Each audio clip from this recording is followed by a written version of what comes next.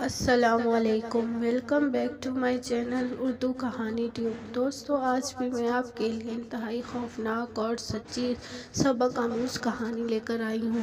لیکن اپنی کہانی شروع کرنے سے پہلے آپ سب سے گزارش ہے، اگر آپ نے ہمارے چینل کو اب تک سبسکرائب نہیں کیا تو پلیز سبسکرائب کر دیں اور ساتھ میں لگے بیل آئیکن کے بٹن کو بھی آن کر دیں تاکہ ہماری ہر نیو آنے والی ویڈیو کی نوٹیفیکیشن آپ کو بر وقت ملتی رہے۔ شکریہ۔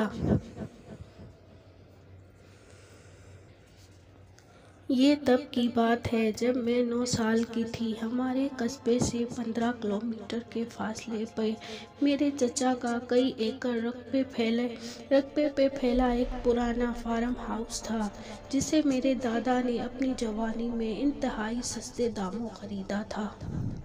یوں لگتا تھا جیسے فارم کا اصل مالک بس اس سے جان چھڑانا چاہتا تھا اور اس نے نہایت کم قیمت پر ہی فارم کو بیچ دیا۔ اب اس فارم کو چچا جان نے 2 حصوں میں تقسیم کر رکھا تھا۔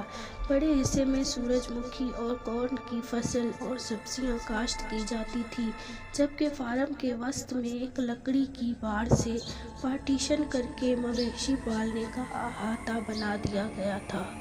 حیرت انگیز طور پر چچا نے فارم کے لیے کوئی ملازم نہیں رکھا تھا، بلکہ خود اور اپنے 20 سالہ بیٹے ارحم کے ساتھ فارم پر مصروف رہتے تھے اور خود ہی سارا کام سنبھال رکھا تھا۔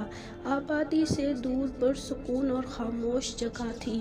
ہم یعنی پوری فیملی ہر دوسرے ویکینڈ پر چچا جان کے ہاں جاتے تھے۔ ان کا گھر فارم ہاؤس کے دروازے کے عین باہر دائیں جانب کو تھا۔ ہم سب کچھ گھنٹے چچا جان کے ہاں گزارتے اور ایک وقت کا کھانا وہیں کھا کے واپس آ جاتے، لیکن اتنے طویل عرصے میں ہم کبھی فارم ہاؤس میں نہیں داخل ہوئے۔ ایسا لگتا تھا جیسے میری فیملی میں کسی کو فارم ہاؤس وزٹ کرنے میں سرے سے دلچسپی ہی نہ ہو۔ میں نے چند مرتبہ چچا سے فارم ہاؤس کی سیر کرنے کی خواہش کا اظہار کیا، تاہم انہوں نے ہر مرتبہ کوئی نہ کوئی بہانہ بنا کر مجھے صاف منع کر دیا اور مجھے ہر مرتبہ مایوسی کا سامنا کرنا پڑتا۔ لیکن اس سا پہر جب ہم چچا کے گھر تھے اور موسم بھی بہت اچھا تھا تو مجھے فارم میں داخل ہونے کا موقع مل ہی گیا۔ تاہم یہ میری زندگی کی ایک بھیانک غلطی ثابت ہونے والی تھی۔ حسب معمول سب کھانا کھانے کے بعد چائے پیتے ہوئے خوش گپیوں میں مشغول تھے۔ وہاں چونکہ میرا ہم عمر کوئی نہیں تھا، اس لیے اکثر و بیشتر میں بور ہی ہوتی رہتی تھی۔ اس دن بھی بوریت کی وجہ سے میں چپکے سے اٹھ کے باہر صحن میں گئی۔ گھر کے چوبی دروازے کا ایک پٹ کھلا، جس سے چند فٹ کے فاصلے پر فارم ہاؤس کا مرکزی پھاٹک صاف نظر آ رہا تھا۔ اور اس دن اس پھاٹک پر باہر سے وہ بھاری تالا نظر نہیں آ رہا تھا جو اکثر و بیشتر وہاں لگا رہتا تھا۔ میں نے ادھر ادھر دیکھا اور کسی کو بھی اپنی طرف متوجہ نہ پا کے خاموشی سے گھر سے باہر قدم رکھ دیا۔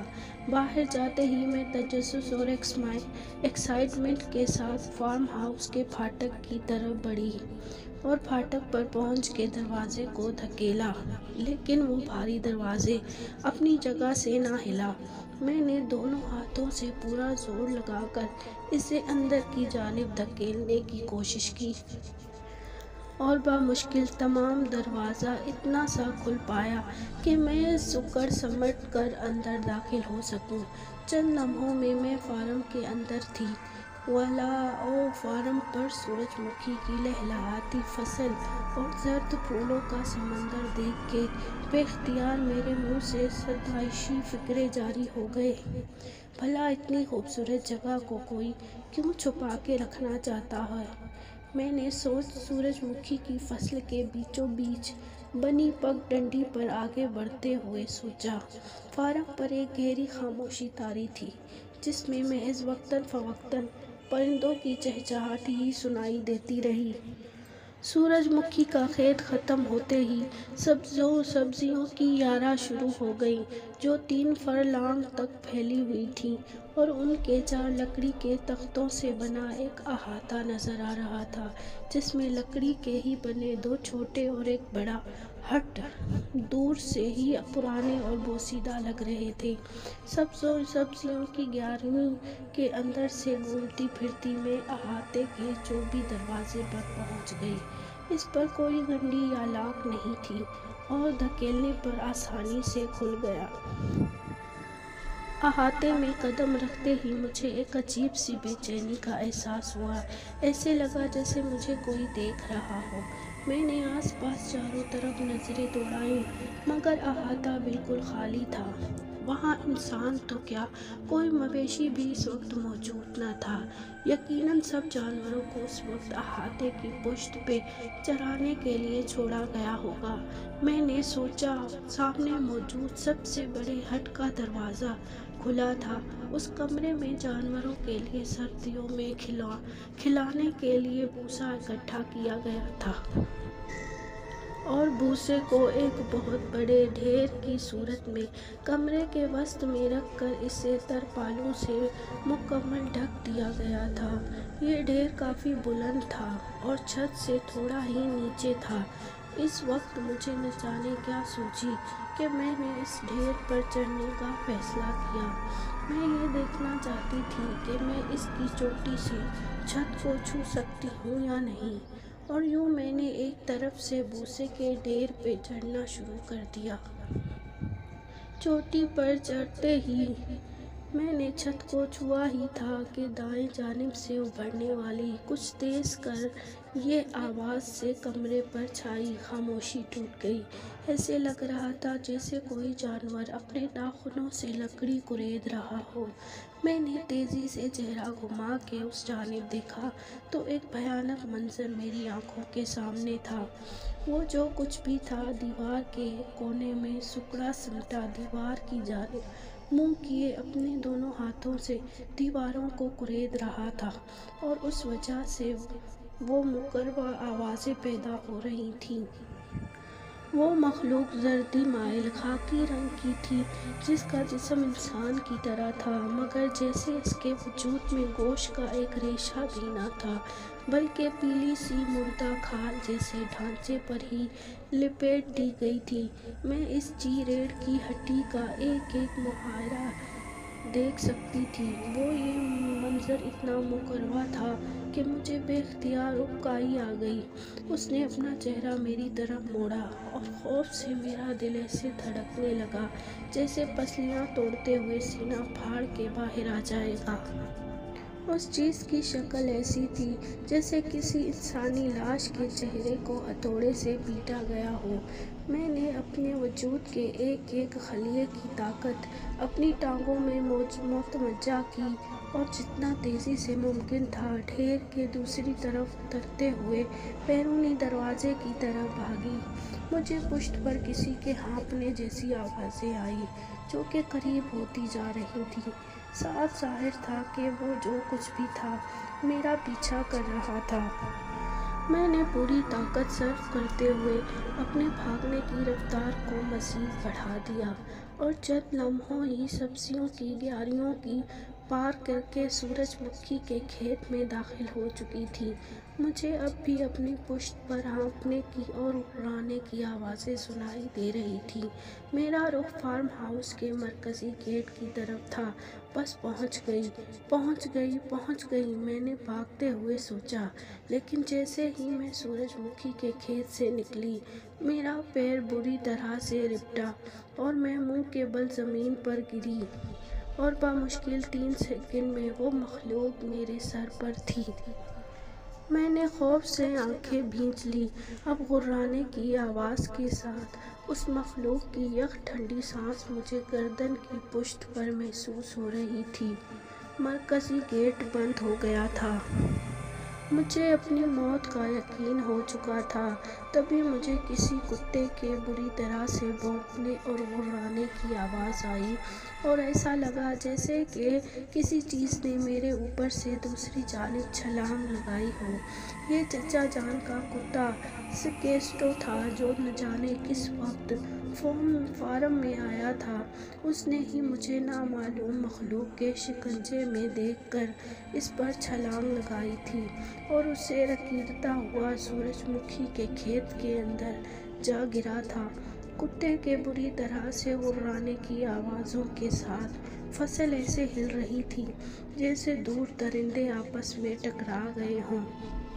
میں ہمت کر کے اٹھی اور بے تحاشا مرکزی گیٹ کی طرف بھاگی۔ میں گیٹ پر پہنچی ہی تھی کہ گیٹ کھل گیا۔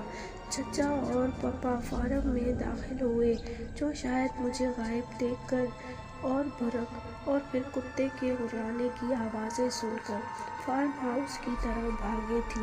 میں بہت بری طرح سے گھبرائی ہوئی تھی اور مجھے بے سکتا طاری تھا۔ مجھے فوراً واپس چاچو کے گھر میں پہنچا دیا گیا، جہاں میرے ہوش بحال ہونے میں کافی دیر لگ گئی۔ سب میرے قریب تھے اور سب ہی میری حالت پر پریشان دکھائی دے رہے تھے۔ میری حالت قدرے سنبھلی تو پپا نے مجھ سے پوچھنے کی کوشش کی کہ فارم میں مجھ پر کیا ابتلا آن پڑی تھی۔ میں چند لمحے خاموش رہی، پھر ہمت کر کے بولنا شروع کیا اور سب کو بتانے کی کوشش کی کہ فارم میں مجھ پر کسی انجان مخلوق نے حملہ کیا تھا اور میرا تعاقب کیا۔ وہ میرے سر پہ پہنچ چکی تھی جب سکیٹوں نے اس پر حملہ کر کے اس سے میری جان بچائی۔ اس سے پہلے کہ میں کچھ اور بولتی اور اس مخلوق کا حلیہ بیان کرتی، چچا جان نے میری بات کاٹ دی اور بولے، ارے بیٹا، یقیناً وہ کوئی لومڑ ہوگا۔ اس علاقے میں لومڑ اکثر نظر آتے ہیں۔ گھبرانے کی کوئی بات نہیں۔ آج تک لومڑ کے حملے سے کسی انسان کی موت نہیں ہوئی۔ اس علاقے میں جانتی تھی کہ وہ لومڑ نہیں تھا، بلکہ ایک خوفناک عنفریبیت تھا، مگر چاچو کی اس بات پر میں خاموش ہو گئی اور ہم گھر واپسی کے لیے نکل پڑے۔ اگلے دن کا سورج طلوع ہوا تو میرے دل سے رہا سہا خوف بھی جاتا رہا اور یہ سب محض ایک ڈراؤنے خواب جیسا لگنے لگا۔ اور چند دن میں واقعی یہ سونے لگی کہ کہیں وقتاً ایسے تو نہیں کہ وہ مخلوق دراصل ایک لومڑ یا کوئی اور مقامی جانور ہو جسے میں تنہائی، خوف اور کمرے میں روشنی کم ہونے کی وجہ سے ڈراؤنا عفریت سمجھ بیٹھی ہوں۔ یوں ہی چند ہفتوں میں بات آئی گئی ہو گئی۔ ایک ماہ گزر گیا اور میں اس واقعے کو تقریباً فراموش ہی کر چکی تھی کہ گھر میں پھر سے سب کا چچا ہے ہاں جانے کا پروگرام بننے لگا۔ ایک لمحے تو میں بری طرح سے جھکجھکی، لیکن پھر یہ سوچتے ہوئے ساتھ جانے کو تیار ہو گئی کہ اب بھول کر بھی فارم کا رخ نہیں کروں گی۔ اس طرح ہم چاچو کے گھر کی طرف روانہ ہو گئے۔ گاڑی سے اترنے کے بعد میں نے فارم ہاؤس کی طرف ایک نظر دیکھا بھی نہیں اور اس سے نظریں چراتے ہوئے سب کے ساتھ چاچو کے گھر پہنچ گئی۔ سب کچھ ایک دم نارمل تھا، گویا وہ واقعی سب کو ہی بھول چکا ہو۔ میں چچا کے گھر سے ملنے کے بعد کچن میں چلی گئی، جہاں چچی کوکنگ میں مصروف تھیں۔ انہوں نے حسب معمول مجھے پیار کیا اور حال احوال پوچھا۔ بیٹا اوپر جاؤ اور اسٹور روم سے اس میں چینی بھر لاؤ پلیز، آنٹی نے مجھے ایک جار پکڑاتے ہوئے کہا۔ میں جار پکڑے جو بھی سیڑھیاں چڑھتے ہوئے دوسری منزل پر پہنچی۔ اسٹور روم گیلری کے اختتام پر تھا۔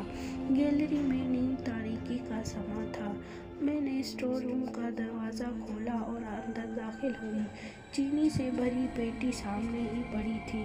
میں اسے کھول کر جار میں چینی بھرنے لگی۔ وہی لمحہ تھا جب میں نے کمرے میں ایسی آوازیں سنی جیسے لکڑی کی کسی چیز کو ناخنوں سے کریدا جا رہا ہو، اور میری نظریں خود بخود کمرے کے چوبی شیڈ کی طرف گھوم گئی جس پہ وہی عفریت بیٹھ کر پشت میری جانب کیے دیوار کو کھرچ رہا تھا۔ میرے ہاتھ سے جار چھوٹ کر زمین پہ جا گرا۔ نہیں، پھر سے نہیں، میں نے چیخنے کی کوشش کی لیکن میری آواز نے میرا ساتھ نہ دیا۔ مجھے ایسا محسوس ہوا جیسے میرے جسم میں جان نہ رہی ہو۔ میں نے پلٹ کر دروازے کی طرف بڑھنا چاہا تو مجھے لگا جیسے میرے قدم من من کر کے ہو چکے ہوں۔ تبھی میں نے اسے شیڈ سے اترتے دیکھا۔ اس کہانی کا بقیہ حصہ اگلی قسط میں ملاحظہ کیجیے گا۔ شکریہ۔